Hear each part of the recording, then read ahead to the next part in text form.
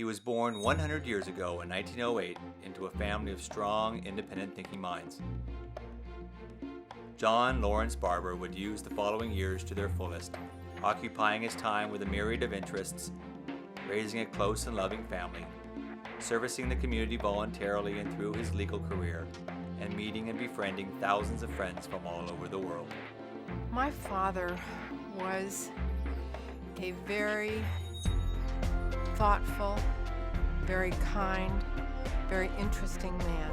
I think I will always admire his strength of what is right and what's wrong.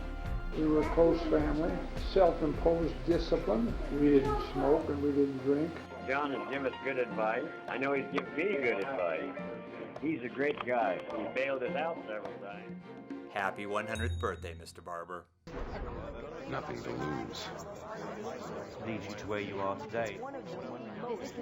I believe in storytelling. Gonna make you a star. I'm still trying to figure that out.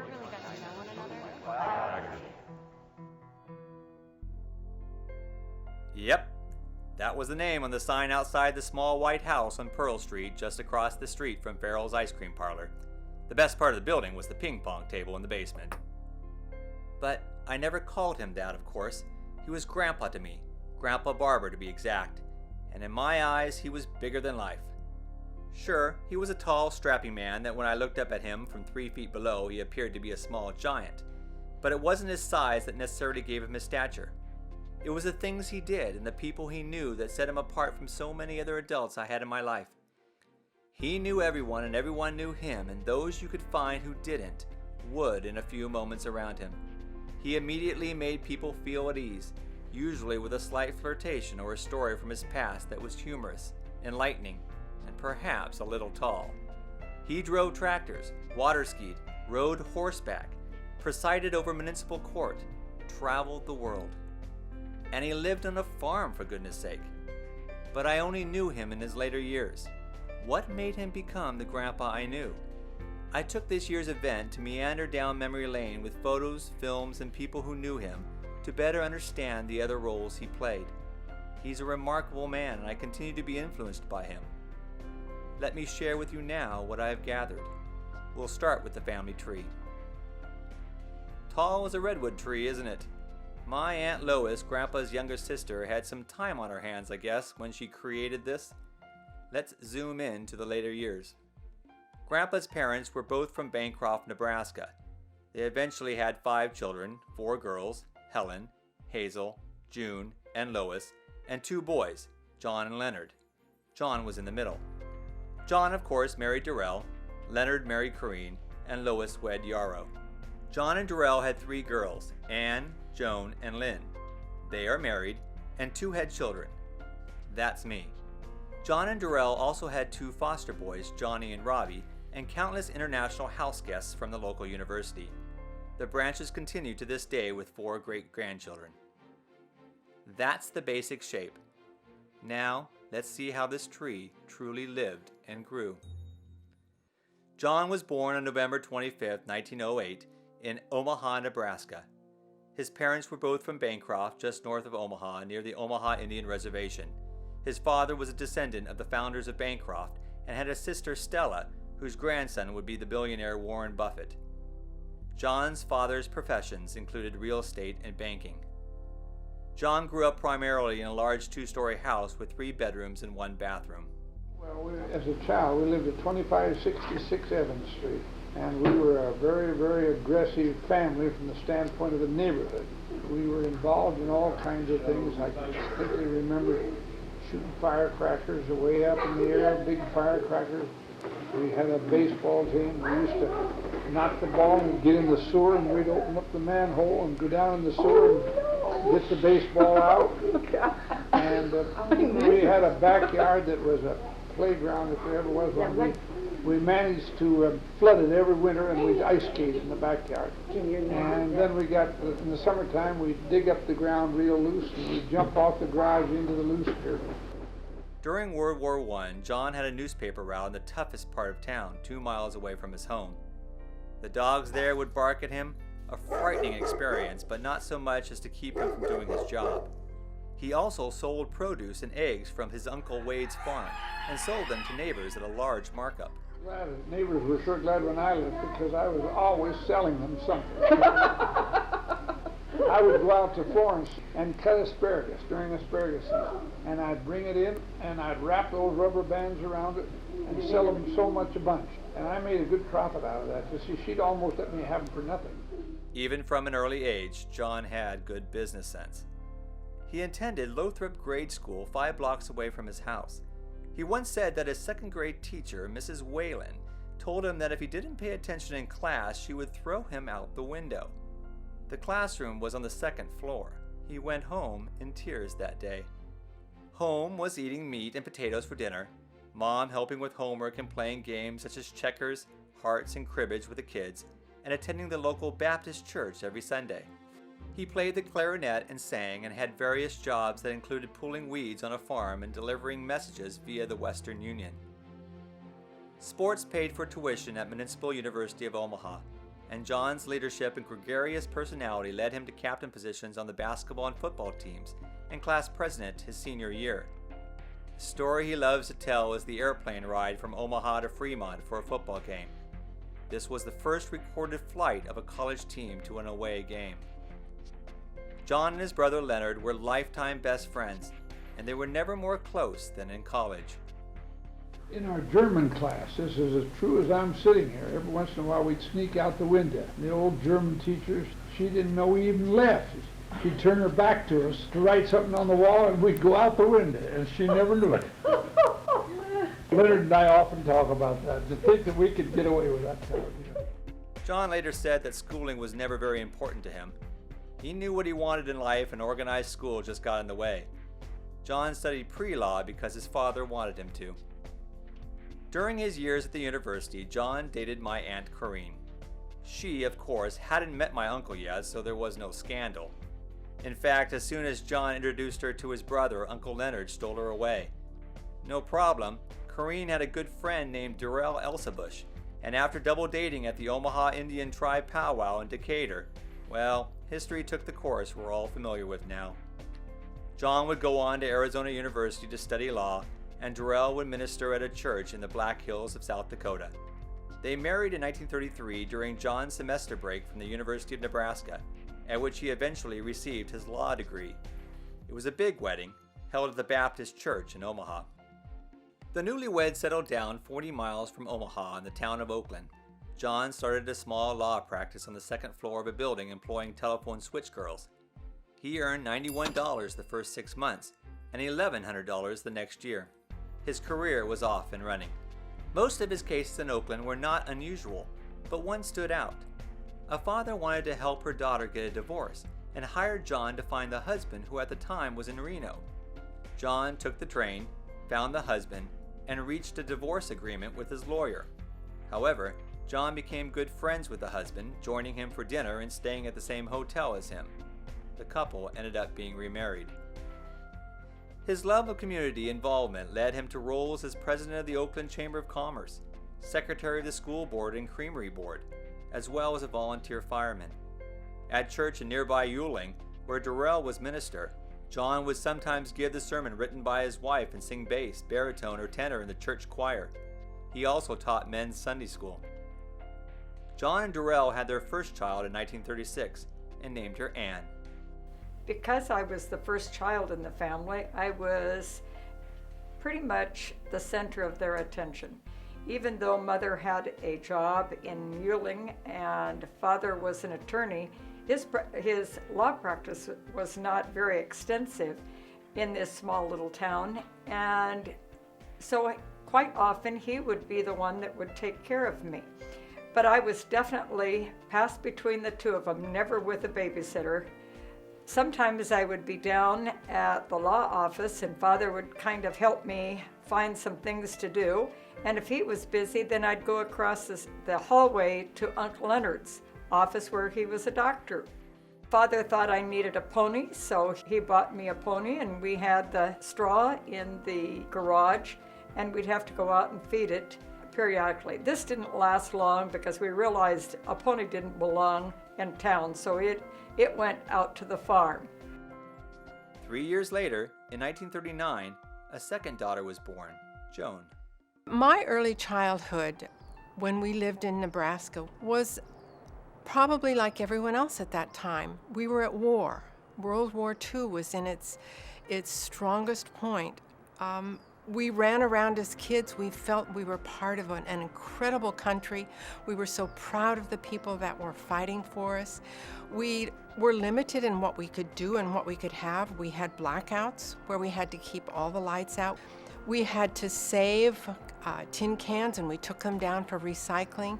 It was a community effort and a family effort. We were very fortunate because our father was not in the war. Because he was a municipal judge, he was exempt from it. And it was special for us because our daddy was at home while most people's daddies were gone and off to war. In 1940, John ran for county judge. He was easily elected over the longtime incumbent as he and Durrell personally visited all the farms in the area and shared their amicable personalities. The family moved to Tacoma, where they lived for 6 years, and added a third daughter, Lynn, in 1944. With 3 girls, John said, "Now we have a sewing circle." Life for us was interesting because we were all fending for ourselves. We were a very unified family. We had lots of time together, but we all had to take care of ourselves. And I remember vaguely, and have been told many times, about the time when I got mad and I decided I was going to leave home. So I packed a suitcase, and I was probably 4 or 5 years old, and walked to the neighbors, which was all of about a block and a half. But I felt independent and secure enough that I could do that kind of thing as a very young child. And I think that our family, we all felt that we were strong individuals, and we all had our opinions and our feelings, and we were honored for what we were. Tacoma was a small town where most places were within walking distance. In fact, the children's school was a stone's throw from where John worked, and it provided a comfortable place for which to do schoolwork. We'd walk across the street to the courthouse, and Mary Gates, father's secretary, always found a place for us to sit, and we had our paper and our pencils, and we would do our homework right there at the courthouse. Sometimes we would go home and we would find that we had a wedding in our living room. It was during the war, and many people were wanting to get married, and Father thought, well, my wife knows how to do marriages much better than I, and it'll be much nicer than in a courtroom. So we would go home and see things like that. John's childhood love for farming continued as he bought and sold various farms in Nebraska, spending much of his weekends on them, and he would often find ways to share his interest with his family. He was always very inventive on kinds of things to do. One day, it was snowing, and he thought, let's go. I have a tractor here. I'll take you out for a sled ride. And there were a lot of people on the side of the hill. And he put the sled right behind the tractor, and up the hill he started. Well, it was a bit slippery. So it started to slip backwards, and the tires went down on my leg. But I was really fortunate because the tread on the tire went over my leg in the kind of way so that I didn't even break a leg. But both of us will never forget that, and I don't think he'll ever pull a sled behind a tractor again. By 1946, John was getting restless in Tacoma. He had always wanted to move to the West Coast, and when a local friend of his, Orville Chatt, retired from the armed forces and moved to Oregon, John took the opportunity to do the same.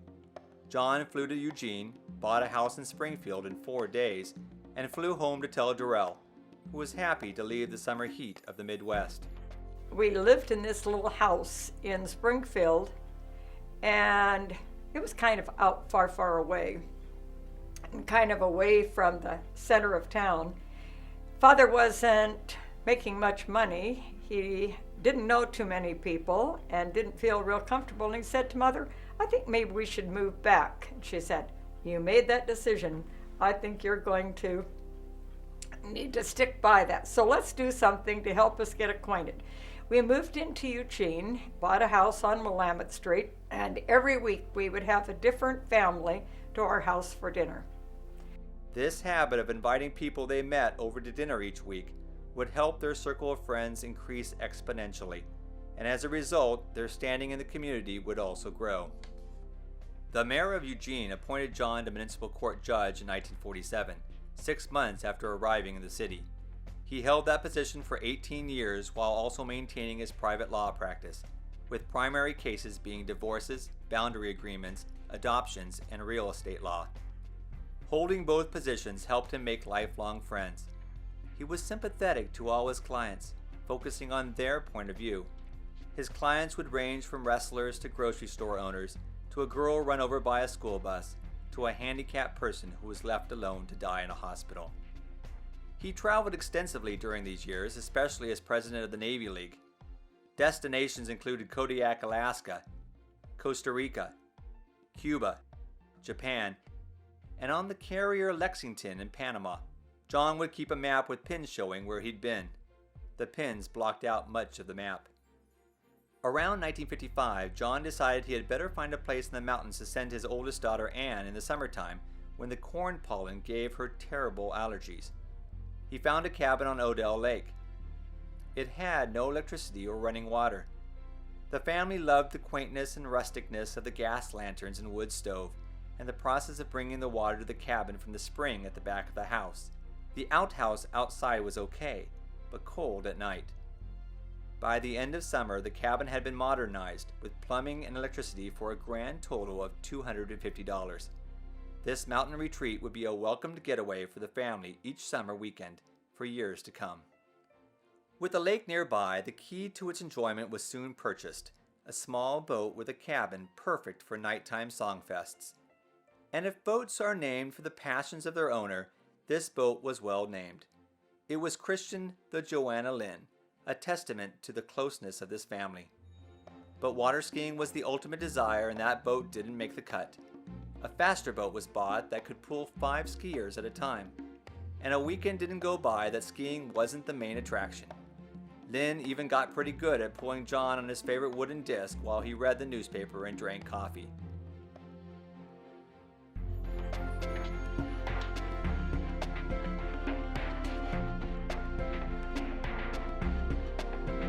Back at the cabin, church friends and youth groups were often entertained. Saturday nights brought hearts games and folk songs with Lynn's guitar. And on Sunday morning, John would wake everyone up with records of steam locomotive sounds and homemade fruit pancakes. In fact, John had a lifetime affection for trains. It may have begun early on while watching the trains at the roundhouse close to his Omaha home. He would hear the noise of the engine going over the grade and wait for hours for the trains to cross the long bridge near his house. Many of his farms were crossed by trains, and he was intrigued by their movement. One winter in Oregon, John and some friends had the opportunity to ride up to Odell's summit on the train, where it stopped just long enough for them to jump out and snowshoe to the cabin. After a few days, it came back and picked them up. It was a friend of his, the local superintendent of the Southern Pacific in Eugene, that gave him some rather large train memorabilia when the Eugene depot closed. The wigwag and semaphore were quite a sight at the Law Lane house. And what train aficionado wouldn't want a full-size caboose to house much of his collection? There was room for that when they moved to a farm in Junction City. In 1960, John bought the farm on Prairie Road for $62,000. It had 250 acres and a 10-acre lake, big enough for an airplane to land on, which it did once. After 5 years of going out there to enjoy the lake, John and Durrell decided to build a house. They designed it, and an old friend built it. They moved in just after Joan's wedding in 1967 and lived there for 30 years. John's children were grown, but his grandchildren were beginning to arrive, and what a playground it became for Ann's kids, Karen and Mike, and Lynn's kids, Steve and Scott. Horseback riding, canoeing, model train building, duck chasing, croquet playing, nutria hunting, and of course, lawn mowing. Teenage kids were a large part of John and Durrell's life as they assisted in their church's Pilgrim Fellowship, entertained Lynn's high school friends, and hosted many foreign exchange students. It was the latter that led to a 12-year-old boy from Taiwan living with them during his later childhood years. Johnny spoke little English, and his first day at junior high school got him into trouble, as he was unaware that fireworks were not allowed. But he soon gained many friends and settled into American life with his new foster parents. Soon after Johnny's arrival came another foster boy, Robbie. John and Darrell were thrilled to have two boys in the family. Both did well in school. Johnny joined Boy Scouts and Robbie played sports. John's success in life can be attributed to many circumstances, both serendipitous and planned. But one could argue that his most successful decision was his marriage to Darrell. It was a shared relationship, one that built upon each of their strengths and accepted their weaknesses. They truly loved each other, and in 1983 they celebrated their golden wedding anniversary with several of their closest friends. Their family presented them with a quilt that wandered down memory lane. They would celebrate their companionship again 10 years later at their vacation home in Central Oregon, a house they designed together. It was a place just like the cabin at Odell Lake, where they could meet new friends and enjoy time with family. John and Darrell retired from their daily work in 1996, and a few years later sold the farm and moved from Junction City to Eugene, to a house near a favorite walking spot, Valley River Center. Now, with more time together than ever, they became even closer. Darrell passed away in January of 2002, and John soon after moved to his current residence at Willamette Oaks, an active seniors apartment complex on the edge of the serene Willamette River. John still has no problem making friends and continues meeting longtime ones at the mall and a local diner. For 100 years, my grandfather saw life as something to be truly lived. His interests were never limited, adding new ones as he met new people, local and worldwide. And he was one to share those interests with anyone who'd listen or be a willing participant. He had the mentality of a small-town farmer. He knew the value of a hard day's work and a committed participation in the community. His philosophy was steadfast, and in 1982, he wrote it down for posterity. Reflections on life. For the benefit of my children and grandchildren and others who might be interested, my philosophy of life is very simple. I want to so conduct myself that in my small way this world will be a better place in which to live. I want to help people to enjoy their life, and in no way do I want to cause by my action any person to endure hardship. Life should be a pleasure, and I want to do what I can to assist people in getting the most out of their short time on this earth. I know that we are not born equal. Some have different mental capacity than others. Some have physical handicaps. Some get more financial assistance than others. And it is my intention and hope to understand this and do what I can to smooth out the path of life. I try to be sympathetic and understanding, and never want to take advantage of anyone. We should always do our best to help others when we can and not take advantage of others less fortunate in order to better ourselves.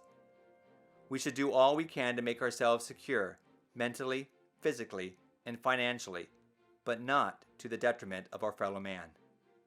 Never take advantage of another's weaknesses or inadequacies. Give them all the help we can, but don't make ourselves weak in an effort to make others strong.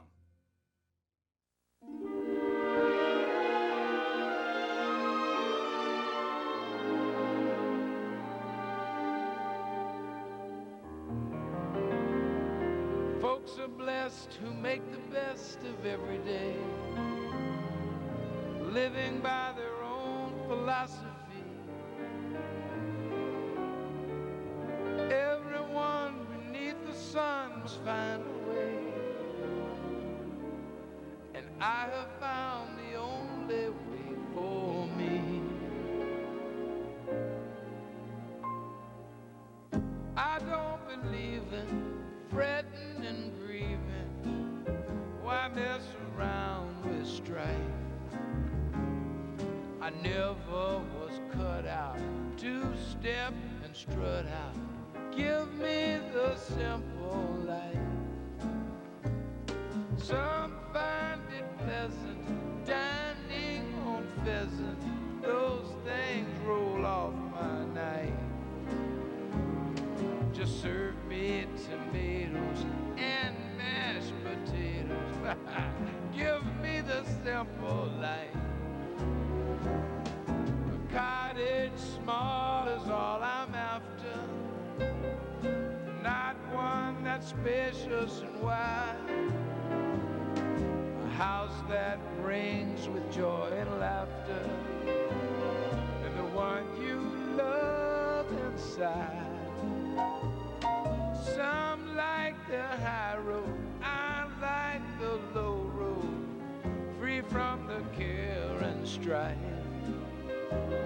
Sounds corny and seedy, but yes indeed, I like the simple life.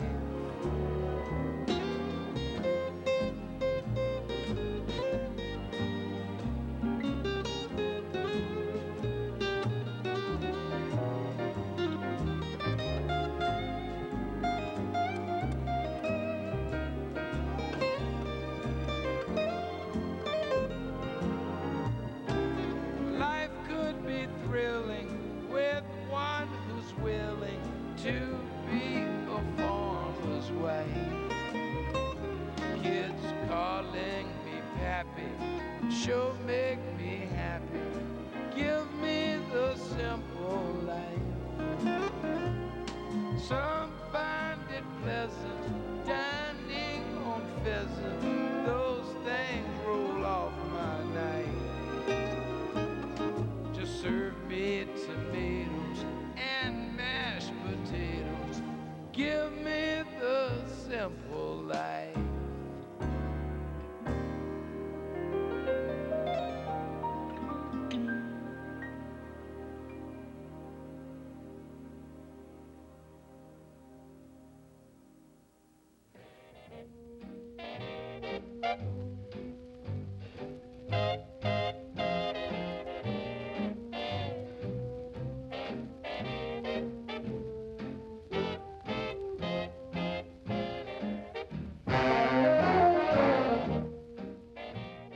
We didn't always please my father.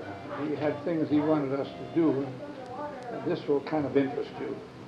And we never would seem to clean out the garage, in front of the garage doors, and so get the doors so we could open them up to get the car out of the garage. So my dad was pretty unhappy with everybody around the family, and when Leela and her husband were to be married in West Point, we had all planned to go to West Point to the wedding, but there was a family quarrel going on. So Leonard and I had a little old car, speedster, a little old Model T. Well, we were determined to go to Leela's wedding, and we did. And it was 60 miles, and it was at Christmas time. The roads were very bad. We had little homemade side curtains on our car, and when we went to the wedding, everybody was surprised. They wanted to know where my mother and father were. Well, we couldn't explain except we were there, and I remember that we went to this wedding, and they put us to bed up in the attic someplace. I was 16, and Leonard was 14, I think. Something like that. Only hit for a cent, who cares? Rich as Rockefeller can't be beat. Gold dust round my feet on the sunny